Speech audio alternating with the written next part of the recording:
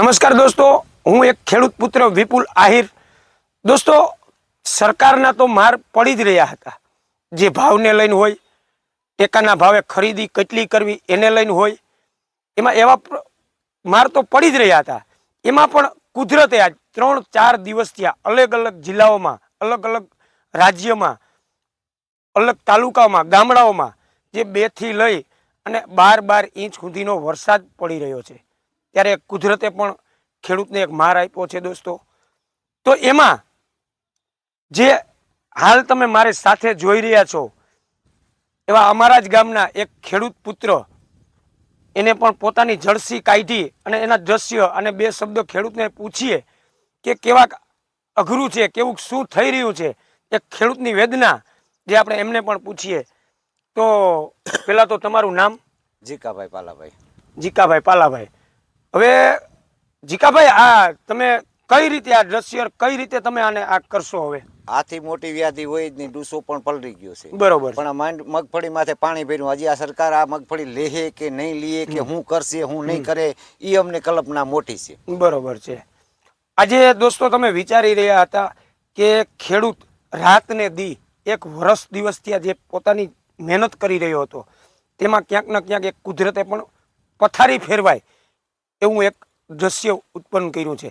દોસ્તો, આજ ખેડૂતે કાલે પોતાની જળસી રાતે કાઢી અને ચાલુ વરસાદે એને તમે દ્રશ્ય જોઈ શકો છો કે પોતાના કાગર ઢાંકી અને પાણી ભરાઈ ગયા છે.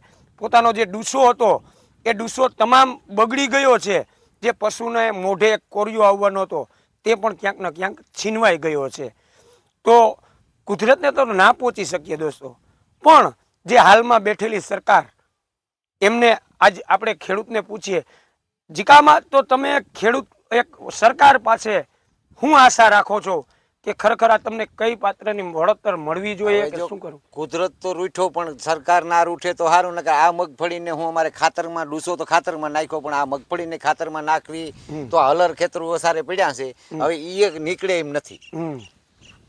તો દોસ્તો, ખેડૂત એમ કહી રહ્યા છે કે અમારો જે પાક છે એ તો બગડ્યો જ છે, પણ પોતાનો જે પશુને સારવા માટે ચારો હતો એ પણ બગડીને રાખ થઈ ગયો છે, બગડી ગયો છે. હવે એ પશુ નહીં ખાય, કારણ કે જે છે એ આ વરસાદે બધું બગાડી નાખ્યું. તો મારી સરકારને અને અન્ય જે લોકો છે, ઘણા બધા આજે સિટીમાં ઘણા મીડિયા દ્વારા કહેવામાં આવતું હોય છે કે અમારું બજેટ ખોરવાઈ જાય, બજેટ ખોરવાઈ જાય. દોસ્તો, યાદ રાખજો, તમારું બજેટ ખોરવાઈ જાય છે 100% છે, પણ આજ ખેડૂત બહુ હેરાન છે. ખેડૂત આજે પરેશાન છે. ખેડૂતને આજે શું કરવું? આજે દિવાળીનું વેકેશન વહી ગયું છે, હમણાં પોતાના છોકરાઓને મૂકવા માટે એની ફ્રી ભરવી પડશે. તેમનું આખા વર્ષનું ગુજરાન હશે, એ ગુજરાન ચલાવવા માટે તેમની મોસમ તો બધી બગડી ગઈ છે. ખેડૂત શું કરશે? તો આવા તમામ જે લોકો, તમે સારું ના બોલી શકો તો કંઈ નહીં, પણ આવા શબ્દ કાઢી એક ખેડૂતની માથે લાત ન મારતા કે અમારું બજેટ ખોરવાઈ જાય છે.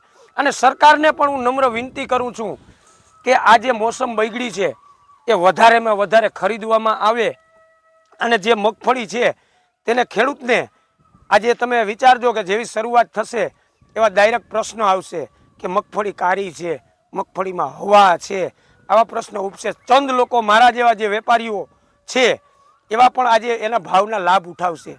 ક્યાંક 200 રૂપિયાના માર દે, ક્યાંક 300ના માર દે, અને ખેડૂત શું કરશે? મજબૂર છે, એને તો વેચવું પડશે.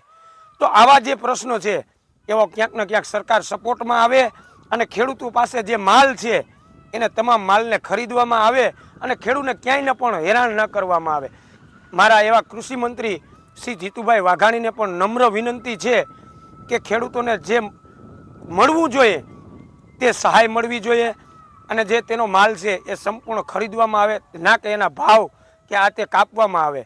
તો મારા તમામ એ લોકોને પણ નમ્ર વિનંતી છે, જે સરકારમાં બેઠેલા, એ પછી સરપંચ હોય કે તાલુકા પંચાયતના સદસ્ય હોય કે જિલ્લા પંચાયતના સદસ્ય હોય કે ધારાસભ્ય હોય, એવા તમામ લોકોને મારી અપીલ છે કે ખેડૂત માટે એક અવાજ ઉપાડવામાં આવે અને જે એને મળવા પાત્ર છે એ મળવા પાત્ર સહાય આપવામાં આવે.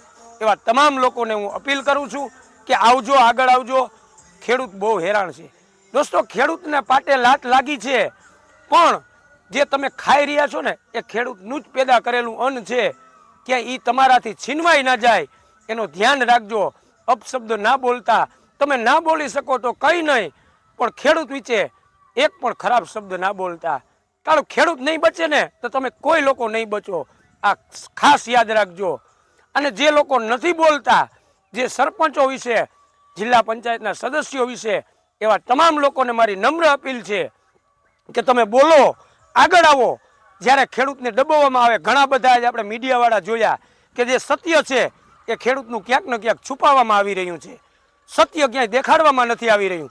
તમામ એ મીડિયાકર્મીને પણ હું કહું છું કે તમે જે ખેડૂતનું જે સત્ય છે, સત્ય દેખાડવાની કોશિશ કરજો, ના કે તમે એને છુપાવી અને ચંદ પૈસાની લાલચની અંદર આવું દ્રશ્ય છુપાવવાની કોશિશ ના કરશો તો તમામ જે આજ ખેડૂત ઉપર ભારણ આવ્યું છે તેને દબાવતા નહીં અને તેને ઉજાગર કરી અને ક્યાંક ને ક્યાંક તમારે જે ફરજ છે એ ફરજને નિભાવજો. મીડિયાવાળાને તમામને કહું છું કે એ ફરજને નિભાવજો. અને આજ આપણે જોયું કે ઘણા બધા ખેડૂતોને આજ કડદાને લઈ અને ઘણા બધા ખેડૂતોને મારવામાં આવી રહ્યા, કારણ કે ખેડૂતનો એક અવાજ છે એ દબાવવામાં આવી રહ્યો છે. ત્યાં ઘણા બધા એમ કહે કે આ તો આમ આદમી પાર્ટી છે, કોંગ્રેસ પાર્ટી છે, આવી પાર્ટી છે. તો હું દરેક ખેડૂત મિત્રોને કહું છું કે તમે તાલુકા લેવલે નહીં પણ તમારી ગ્રામ પંચાયત છે, તમામ ગામડાઓના ખેડૂતોને કે તમારી ગ્રામ પંચાયત છે, ત્યાં ખેડૂતો ભેગા થઈને એક આવેદનપત્ર આપો. કારણ કે તમે તાલુકા લેવલે જાઓ કે જિલ્લા લેવલે જાઓ તો ત્યાં તો તમને પોલીસ દ્વારા કોઈ પણ દ્વારા લાઠીચાર્જ કરી તમને ભગાવી દેવામાં આવશે. પણ એક ગામડાની અંદર એક આવેદનપત્ર આપી અને જે ખેડૂતને મળવાપાત્ર ન્યાય છે એ ન્યાય મેળવવાનો હક માગો અને બોલો. તમે નહીં બોલો, આજે નહીં બોલો તો ક્યારે નહીં બોલો. તમારી પાસે એક ભગવાનની દીધેલી, એક બાબા સાહેબ આંબેડકરની દીધેલી એક મોટી તાકાત છે. એ તાકાતનો ઉપયોગ કરો અને તમે એનો અવાજ ઉપાડો. દોસ્તો, તમારું મતદાન છે એ મહત્વનું છે. કારણ કે તમે જે લોકોને ચૂનવીને આવો છો એ પછી કોંગ્રેસનો હોય કે આમ આદમીનો હોય કે ભાજપનો હોય, જ્યારે તમારા વિશે અવાજ નથી ઉપાડતો તેવા લોકોને ધિક્કાર કરો. પક્ષ ના રાખો, ભેદભાવ ના રાખો.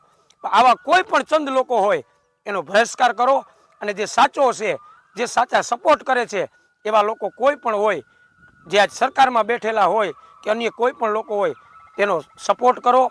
અને આજ સરકારને સામે અવાજ ઉપાડી શકે તેવા લોકોને લઈ આવો અને ખેડૂતો માટે સારું કરી શકે એવા લોકોને લઈ આવો. જય હિન્દ,